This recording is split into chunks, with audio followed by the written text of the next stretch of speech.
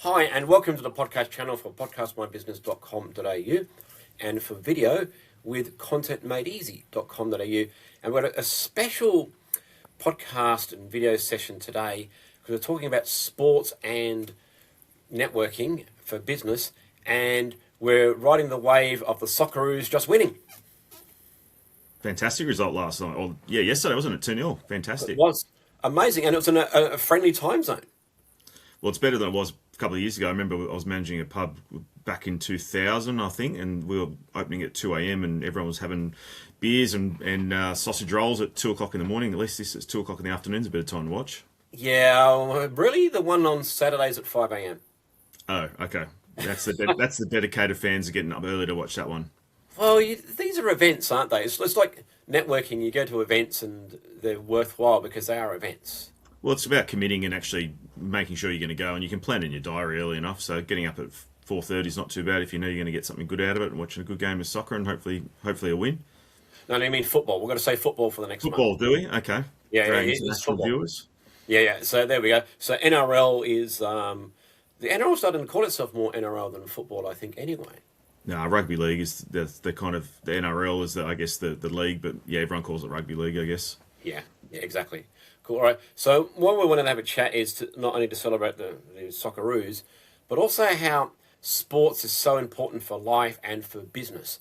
And Andrew, you introduce lots of people to do lots of things to help bring people together Yep. over sports and networking. How does that work? Well, I think everybody loves sport in one capacity. If they like watching it, if they're a fan, if they like the teamwork, and I guess what I try to do is use that as the common denominator to help bring people together. So it doesn't matter if you're a Bulldogs fan, a South Sydney fan. It doesn't matter. Everyone that loves footy just loves footy for the sake of it. So I think something that I've learnt from owning my own business to now what I'm doing in sport, it helps people connect and it gives them a reason to want to meet and have a chat. And then business will just naturally flow after that when people get to know each other. And really, business is about getting to know people, and that's a great way to do it when watching a game of footy. Absolutely, it is, and you commiserate and you support in either way. And again, back to the Socceroos having their wonderful, awesome win. So that was completely unexpected for me. Yeah, I don't think they were. I think they were saying that the team value of the Socceroos was 6 million or something or other, and the Turkey was 600 million. So, yeah, they definitely did overs and put on a great result. Absolutely. Who was that team years ago? They had Beckham and everybody in it. Brazil or Italy, and they had Real Madrid. yeah, Real Madrid. Yeah, they had Yeah. everyone. Famous Yeah, for having everyone, and they were terrible together because too you many could have Chiefs. too many Chiefs. You can you can be a champion team, but a team of champions doesn't always help. It's the same. Yeah, and again, a lot of what I try and talk about is business and sport being very similar. You need to have everyone working together. When you own a business, it's very similar to being a head coach of a league, a soccer, or whatever it is, football team, because you're managing people. And they say some of the best coaches in sport are managers of people, not necessarily coaches of sport, which I think is really quite interesting when you think about that. When you have a group of people working with you. Well, that's actually true, and I think it is working with people. I think Popovich has been good for that in the Socceroos. Bennett's been awesome with that across his entire career, Yep. not just the Rabbitohs, but all the way across. He's always been a man or person manager, Yes. more so than relying on the stats and what's on the whiteboard. I think a lot of it comes down to using people with the expertise in their own field. So he's obviously an expert in getting the best out of people, and then he hires other people to be the best in there. If they're offensive, defensive, if it's skills, if it's not skills, but he's got the skill of having people wanting to play for him and buying into what he's selling, I guess you could say. And I think that's why he's been so successful, is because people trust he's got a vision, and they want to follow that direction. Yes, certainly is the vision thing, as I like to refer to it. So if you don't have a vision, then how do you get and achieve your objective? Yeah, and I think something that I've been really open with people that I'm talking to who I'm trying to get involved in what I'm doing now for the Bulldogs is I've got a very clear vision of our plan and where I want this to go. So I want people to have that confidence that if I've got a plan, they can trust the plan instead of just saying, hey, come spend some money, join a club and have some fun, what does that really achieve? Nothing. But if you can have a real clear objective of what you want to achieve, people trust what you're doing. And again, it all comes down to trust. Yeah, absolutely. And I do know that the Bulldogs Club has got an awesome Chinese restaurant there. Yes, it does. It is very, very good. Phil Yeah. Gould has a lot of his meetings there. Yeah, good old Phil. We will not even talk about Gus Gould. We'll just park that thing. Let that one through to the keeper. Yeah, let that one through. Yeah. So, I mean, we've had recently lots of good sporting success. You know, the Knicks in New York. Yep. I love going to New York and what have you. So, in relation to business, what are some of the main rules to grow the business and how to get together with business? I think the rules for me is being honest and open from day dot, being really clear on expectation. I've had people in the past who have wanted to get involved in sports codes or whatever business, and they've come in with a really unclear expectation of, I want to come in and spend $5,000. My return on investment is 5 million. Well, that's just not going to work. And I think you need to be really clear with people about what their expectation is, because again, for me doing my job, it's about accountability, and accountability goes both ways. You know, if you say you're going to do something, you're going to do it, but it's also being really clear of what you can and can't do. I can introduce you to a million people, but I can't make them spend money with you. That's your job. My job's to help connect you with a good relationship and a nice warm lead introduction, so that person has confidence to talk to you, and then it's up to you. You're the expert in your field. Yeah, that's exactly true. And again, you know, coming to the clubs and various sports institutions, we love our sport in Australia. Not everyone does. I have friends that don't follow sport, don't know how or why, but it's possible. It's not compulsory. So it's not just about the sport, it's about having that common objective that makes a huge difference. Yeah, and I think for me, what trying to grow is, it doesn't matter. You know, we have quite a few businesses that don't follow rugby league who are in the Bulldogs in Business program, because they see it as an opportunity to meet new people, to generate new revenue, to have a good time. Again, when you own a business, it's very difficult. It's very time consuming. So again, having that outlet where you can go and meet people once a month to connect, to learn something new about your business, or just have a good time, I think it's really important to help the mindset of getting out of your business 24/7, which can be pretty bloody difficult. Yeah. Well, look, there's lots of, you know, famous sports stories in life, and I think the most recent one that I can think of, a very big good story, was when the Rabbitohs got kicked out. Yep. And got back in, and it's still been the biggest sports demonstration in Australian history. Yeah, and they had their fans. The fans were loyal. The supporters were loyal. The administration was loyal. They had a clear goal of what they wanted to do, and let's look at North Sydney Bears. They're the same thing. Yeah. They've been plugging away for God knows how long to get back into the NRL, and now they've been able to do it through the expansion with Perth, which is fantastic. Yeah, exactly right. You got to hold on. And again, the Bulldogs and the Rabbitohs and most teams have had lean periods, very, very long lean times. Yeah. And it's true. What was ours, like 40 years? I can't remember how long yours was, but not dissimilar from that. Yeah, well, the Dogs, again, it's I think having that common thread to connect people is great, but then I think it's also really important that you help people build a relationship, that it actually doesn't matter what happens on the field. Because if you purely rely on performance, then again, the control's out of your own hands. So if the team wins 10 in a row, everyone loves you. If they lose 10 in a row, they hate you. Where if you can create something that it doesn't actually matter how you're performing, they're getting value out of what you're doing through building a relationship. Like I met you through mutual contacts, and again, it's all about trying to build that network and getting to know people. Absolutely, and that's really important. That's how you grow your business, but also how you grow as a person, because everyone has something to offer. It's whether or not you're prepared to listen to what people say.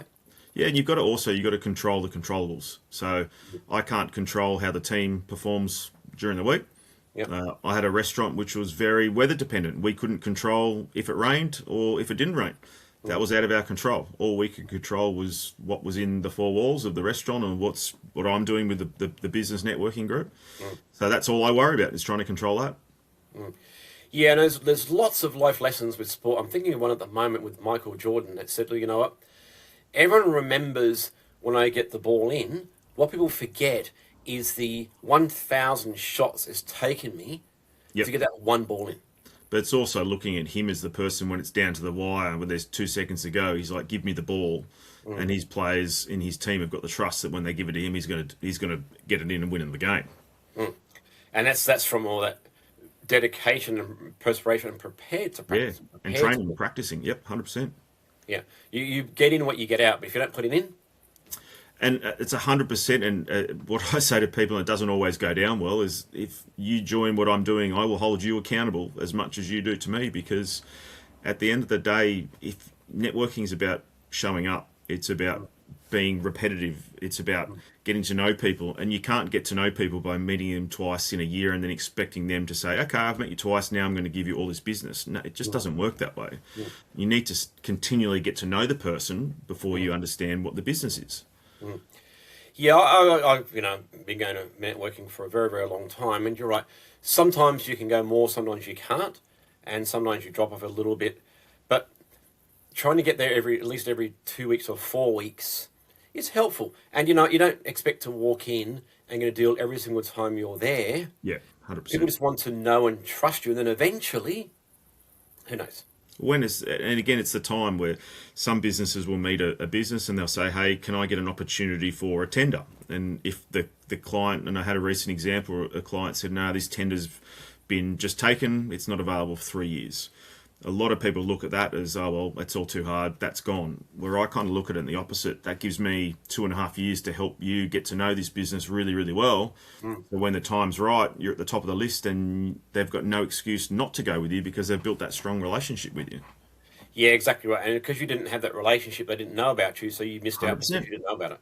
And they said to me, "Oh, if I'd known about you 6 months ago, we would have given you the chance for the job." But they didn't know about them, where now they do, and the rest is history.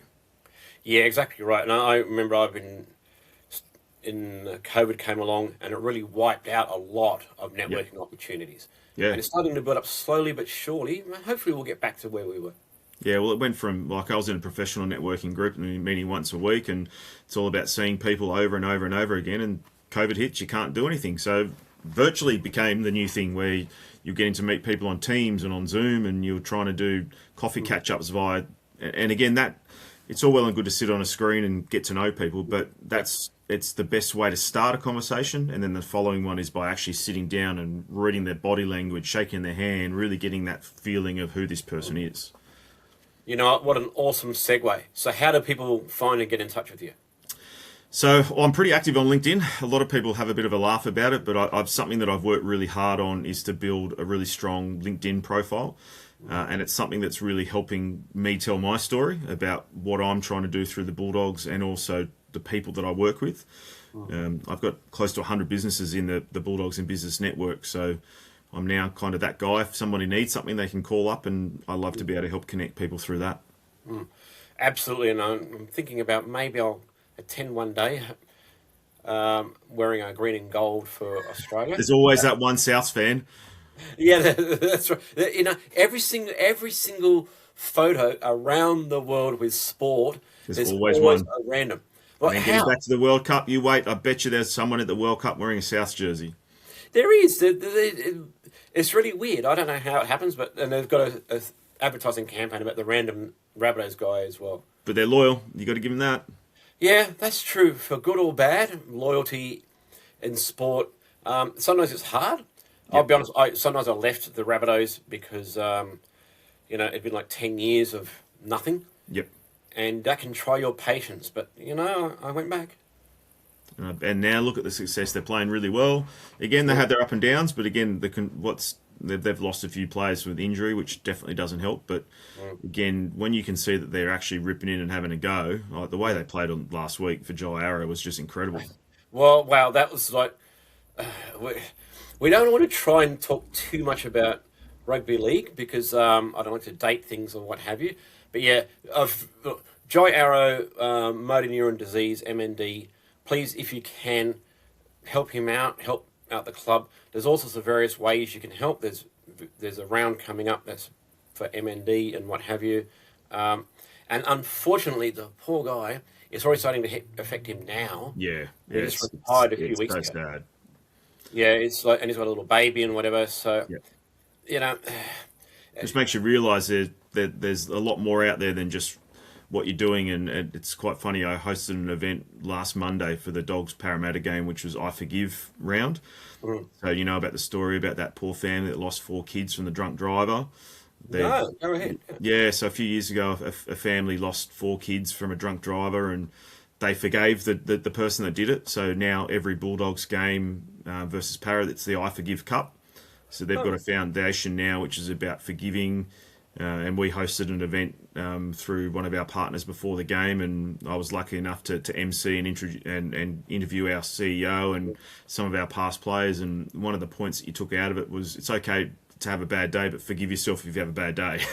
Like, don't take it too seriously. Move on to the next day. Yeah, exactly right. And it's easy to forget is, again, pressures, and there's different crises, oil crisis, cost of living crisis, mortgage crisis.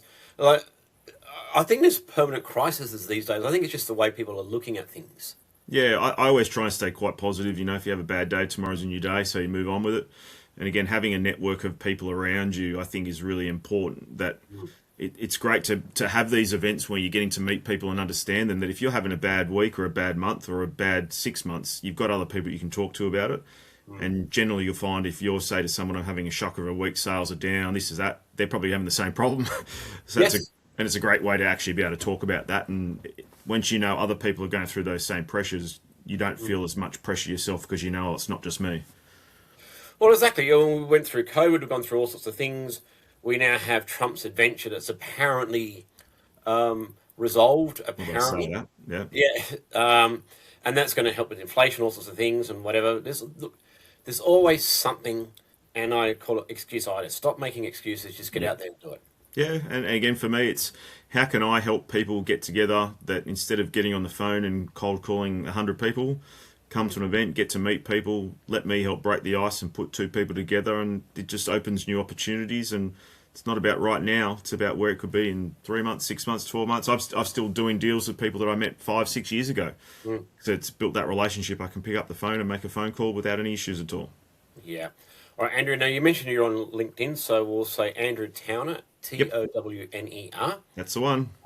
You were very good reaching out to me. I reached out to you and you got back pretty quickly, so it's very, very important to do that. Well, again, it's all about the follow-up. That's one of the biggest things that people forget about connecting with people. It's all well and good meeting someone at an event or someone sends you a message like you did.